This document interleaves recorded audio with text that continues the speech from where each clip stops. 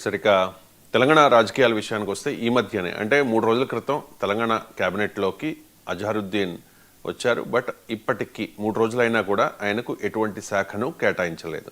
So హోంమంత్రి అడుగుతూ ఉన్నారు అజహరుద్దీన్ అనే ప్రచారం జరుగుతోంది సార్. రేవంత్ అయితే మైనారిటీ సంక్షేమ శాఖ మాత్రమే ఇస్తానని చెబుతూ ఉన్నారట.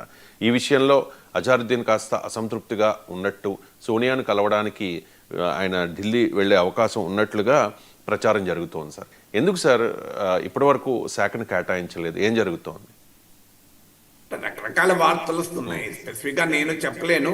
ఒక వార్త ఏంటంటే ఇప్పుడు ఆయన న్యాయంగా అయితే ఏ శాఖ ఇవ్వాలని ఏమీ లేదు. ఆయన దేంట్లో ఎక్స్పర్టీజ్, క్రీడల్లో ఎక్స్పర్ట్. న్యాయంగా అయితే క్రీడల శాఖ ఇవ్వాలి. ఎందుకంటే క్రికెటర్ కనుక ఆయన క్రీడల శాఖ ఇవ్వడం చాలా కరెక్ట్. ఆయన నాయకత్వంలో తెలంగాణలో క్రీడలు అభివృద్ధి కావడం. అలాగే మైనారిటీ ఇప్పుడు ముస్లిం లేడు గనక మంత్రివర్గంలో మీకు కేసీఆర్ తొలి క్యాబినెట్లో మహిళా సంక్షేమం కూడా జగదీశ్వర్ రెడ్డి నిర్వహించేవాడు గుర్తున్నంత వరకు. సో ఆ మహిళా సంక్షేమం కూడా పురుష మంత్రి నిర్వహించేవాడు. ఎందుకంటే మహిళల మినిస్టర్ ఒక్కరు కూడా ఉమెన్ మినిస్టర్ ఫస్ట్ టర్మ్లో లేరు కనుక. అలాగే మైనారిటీల సంక్షేమ శాఖ కూడా ఇప్పుడు మైనారిటీ కమ్యూనిటీ వాళ్ళు ఎవరు లేకపోవడం వల్ల అది వేరే వాళ్ళ చేతిలో ఉంది.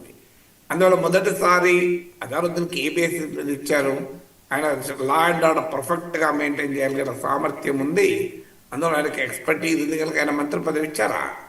ఆయన మంత్రి పదవి ఇవ్వడానికి కారణం ఆయన మైనారిటీ సెక్షన్ నుంచి రావడం, ఆయన క్రికెటర్ కావడం. ఈ రెండే కదా ఆయనకున్న ప్రత్యేకత. ఇంకా వేరే ఆయన ఏమైనా ఫైనాన్స్ రంగంలో ఎక్స్పర్టు, లేదా ఆయన లా అండ్ ఆర్డర్ ఎక్స్పర్ట్, లేదా ఇంకో రవాణా రంగ నిపుణుడు, ఆయన పైన మంత్రి పదవి ఇచ్చారా? ఆయన మంత్రి పదవి ఇవ్వడానికి రెండే ప్రాతిపదికలు. సో ఆ రెండు ప్రాతిపదికలకు సంబంధించిన శాఖ క్రీడలు, మైనార్టీ వ్యవహారాలు. కానీ ఇప్పుడు వస్తున్న వార్తలు ఎంత నిజమో తెలియదు కానీ ఆయన హోంశాఖ అడుగుతున్నాడు. దానికి ఆయన ఒక ప్రెసిడెంట్ చెప్తున్నాడని కూడా అంటున్నారు.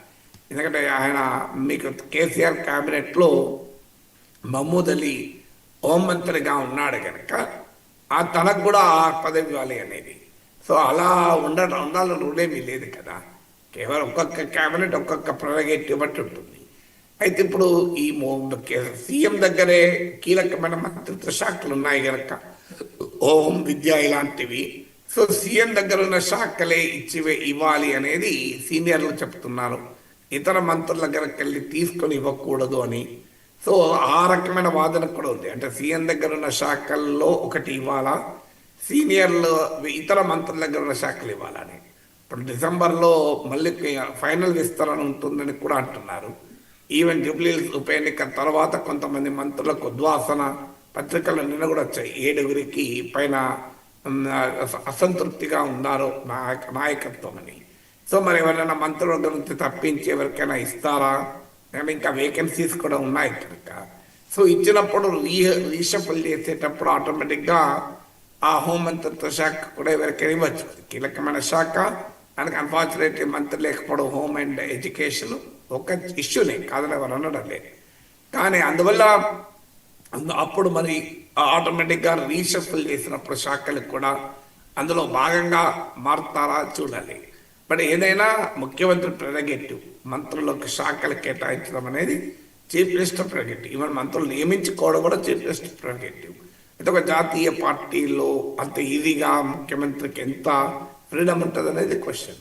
అందువల్ల ఆయన అధిష్టానం దగ్గరికి వెళ్ళి ఎందుకంటే సోనియా గాంధీ కుటుంబానికి కూడా సన్నిహితులు అజహరుద్దీన్లు కూడా వచ్చాయి. అందువల్ల తన వ్యక్తిగత సాన్నిహిత్యాన్ని ఉపయోగించుకొని ఆయన ఏమైనా అక్కడ ప్రయత్నం చేస్తాడా అనేది ఒక వార్త. కానీ జూబ్లీహిల్స్లో ఇప్పుడు ఆయన తీసుకున్నంత మాత్రాన కాంగ్రెస్ పార్టీ గెలిస్తే అజహరుద్దీన్ హవా పెరుగుతుంది. చూడండి, నా వల్లనే కాంగ్రెస్ జూబ్లీహిల్స్లో గెలిచిందని.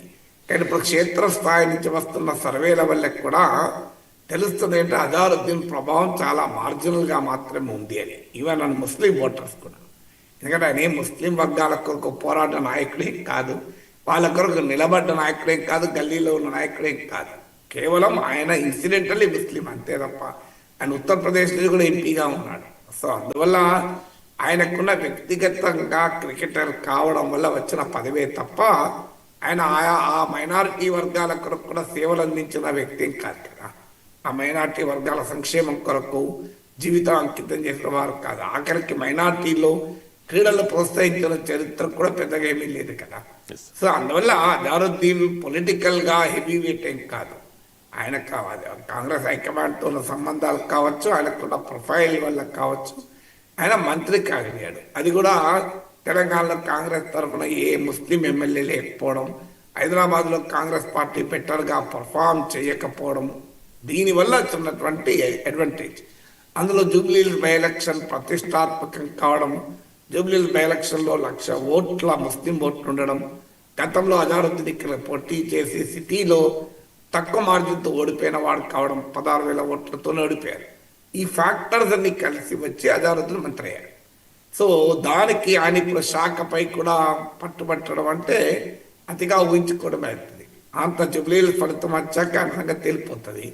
అప్పుడు ఆయన బలం ఎంత కూడా అర్థమైపోతుంది కదా. బట్ డెఫినెట్గా మనకు తెలియదు లోపల ఏం జరుగుతున్నది. మీడియాలో వస్తున్న కథనాలు, రాజకీయ వర్గాల నుంచి వస్తున్న వార్తలు అయితే ఆయన హోంమంత్రి కావాలని పట్టుబట్టుతున్నాడు అని మాత్రం వస్తుంది. కారణాలు ఏదైనా ఏదో ఒకటి లేకుండా 3 రోజుల పాటు శాఖ ఒక్కటేస్తుంటారు. సాధారణంగా మంత్రిగా ప్రమాణ స్వీకారం చేస్తే 6 సాయంత్రానికి శాఖల కేటాయింపు జరిగిపోతుంది. మరి ఇప్పటి వరకు ఆయన మినిస్టర్ వితౌట్ పోర్ట్ఫోలియో అంటే ఇప్పుడు ఆయన ఏమనుకోవాలి? మినిస్టర్ ఫర్ జూబ్లీహిల్స్ బైపోల్ అనుకోవాలా? సో అందువల్ల ఏ శాఖ లేకపోతే ఏ శాఖ అనుకోవాలి? పోనీ పొలిటికల్గా మొదలు జూబ్లీహిల్స్లో కాంగ్రెస్ని గెలిపించి ఆ బాధ్యత తీసుకొని అజారుద్దీన్ తర్వాత తనకు కావాల్సిన శాఖ అడుక్కుంటే కనీసం పొలిటికల్గానే బార్గెనింగ్ పవర్ పెరుగుతుంది.